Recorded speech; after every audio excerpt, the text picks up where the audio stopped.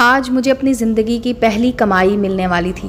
3 ماہ کی تنخواہ ایک ساتھ ملی اور ساتھ چھٹی بھی مل گئی۔ گھر میں ماں باپ بہن بھائی سب بہت خوش تھے۔ عید بھی آنے والی تھی۔ میں نے ساری رقم ماں کے ہاتھ پر رکھ دی۔ ماں نے رقم کا تیسرا حصہ راہ خدا میں خرچ کرنے کی نیت سے علیحدہ کیا اور میرے ہاتھ میں وہ پیسے دے دیے اور کہا کہ اس رقم سے ایک بیوہ عورت کے گھر راشن خرید کر پہنچا دینا جو دور کے ایک فلاں محلے میں رہتی ہے۔ میں اسی وقت گیا اور راشن خرید کر لایا۔ گھر میں میرے لیے پرتکلف طعام کا انتظام کیا گیا تھا۔ بہن بھائیوں کے ساتھ مل کر لذیذ کھانوں کے مزے اڑائے اور سفر کی تھکاوٹ دور کرنے کی غرض سے میں بیڈ پر لیٹ گیا۔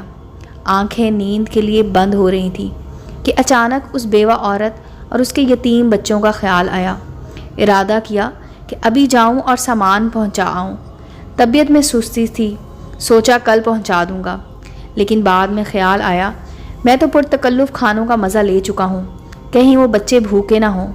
اسی وقت نکلا، ایک چادر اپنے اوپر اوڑھی، تھیلا کاندھے پر رکھا اور اس کے گھر کی طرف نکل پڑا۔ بھاری تھیلا اٹھانے میں کچھ دقت ہو رہی تھی۔ ایک دور محلے میں اس عورت کا گھر تھا۔ اس کا شوہر مزدوری کرتا تھا اور 4 بچے تھے۔ ایک ناگہانی حادثے میں شوہر کی موت ہو گئی تھی اور اب اس کے یتیم بچوں پر شفقت رکھنے والا کوئی نہ تھا۔ قسمت بھی بہت ستم ظریف ہے، کبھی ایسے لوگوں کو لپیٹ میں لے لیتی ہے جن کا خدا کے سوا کوئی نہیں ہوتا۔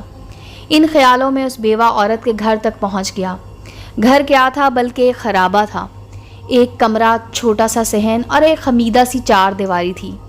دروازہ کھٹکھٹایا تو ایک 5 سالہ بچی باہر آئی جس کے چہرے پر پریشانی، خوف اور بھوک نمایاں تھی۔ اس بچی نے ایک پرانا سا جوڑا پہنا ہوا تھا، پاؤں بھی برہنہ تھے۔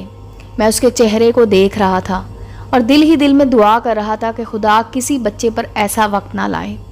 میں نے کچھ کہے سنے بغیر راشن والا تھیلا زمین پر رکھا۔ تھیلے کو دیکھتے ہی وہ بولی، کیا اس میں کھانے کا سامان ہے؟ یہ سنتے ہی میں حیران ہو گیا۔ ایک بار پھر اس نے یہی سوال دہرایا۔ میں نے مثبت انداز میں سر ہلایا۔ وہ بچی خوشی کے مارے چیختی چلاتی ماں کی طرف بھاگی اور یہ کہتی جا رہی تھی، امی فرشتہ آ گیا، امی فرشتہ آ گیا۔ اور پھر 2 اور چھوٹے چھوٹے بچے خوشی کے مارے دروازے پر دوڑے چلے آئے، کبھی مجھے دیکھتے کبھی اس تھیلے کو، اور خوشی سے لوٹ پوٹ ہوئے جا رہے تھے۔ میری آنکھوں سے آنسو رواں ہونے لگے، ہونٹ کپ کپا رہے تھے اور جسم میں ایک سرد لہر سی دوڑ رہی تھی۔ خدایا، یہ کیا ماجرا ہے؟ کیوں یہ بچے مجھے گناہ گار کو فرشتہ سمجھ بیٹھے ہیں؟